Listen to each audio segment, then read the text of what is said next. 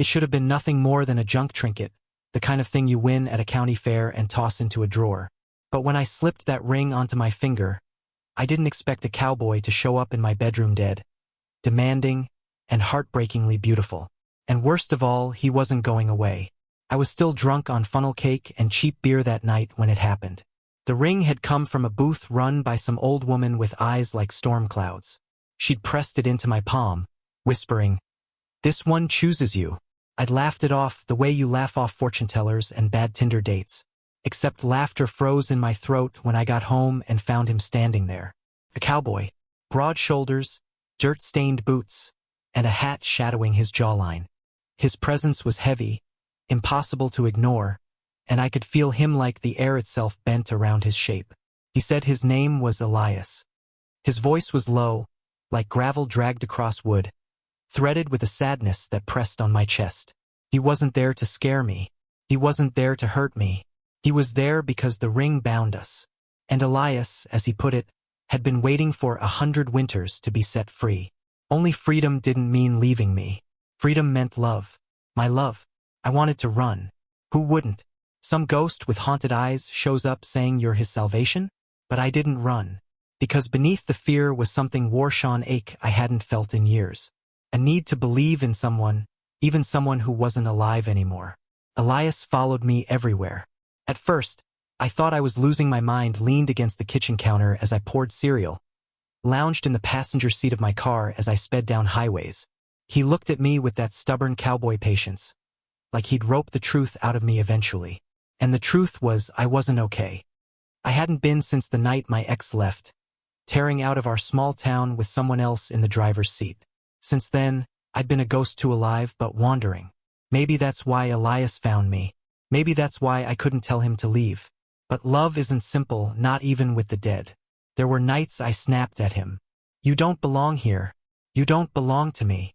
He'd only tip his hat lower and mutter, "Darlin', maybe you're the one who don't know where you belong."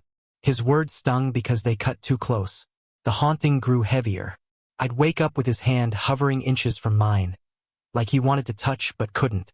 Sometimes I swore I felt the heat of his palm, though logic told me it was impossible. The line between us blurred more each day, alive and dead, present and past. And then came the night he broke. We were standing in the fairground again, months after I first found the ring. The place was empty, carnival lights flickering out like dying stars.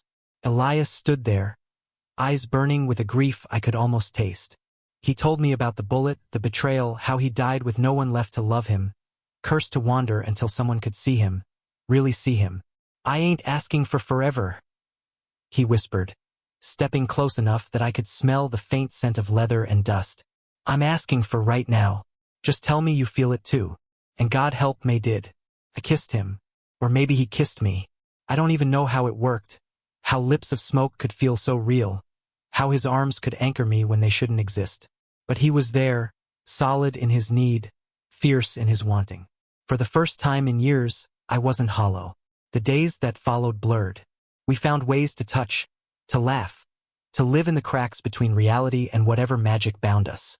He traced my jawline with phantom fingers, whispering old cowboy songs that made my chest tighten.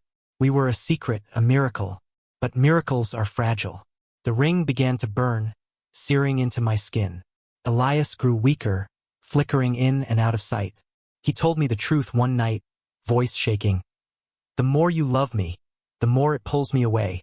This world ain't mine to keep." I thought my heart would split. I just found him, and now I had to lose him. Our last night was a storm. Thunder clawed the sky, rain hammering the tin roof of my apartment.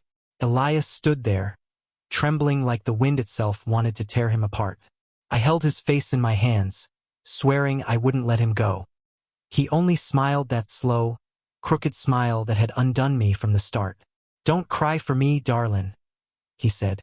"You gave me what I'd been waiting 100 winters for. You gave me love. That's enough." And then he was gone. The ring cracked on my finger, falling to the floor in 2 useless pieces. I sobbed until dawn, hollow again, but this time, not the same kind of hollow. Elias had filled something in me, even as he left. It's been months. Some nights, when the fair lights glow in the distance, I swear I hear him humming on the wind. Maybe he's finally free. Maybe love doesn't vanish, even when the person does. And maybe, just maybe, I am not afraid to love again. Because somewhere in the echoes of thunder and laughter, in the shadow of a cowboy who refused to stop loving even in death, I learned the truth. Love isn't about keeping someone.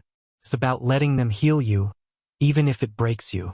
And when I close my eyes, I can still feel Elias's hand, warm against mine, as if reminding me love never dies.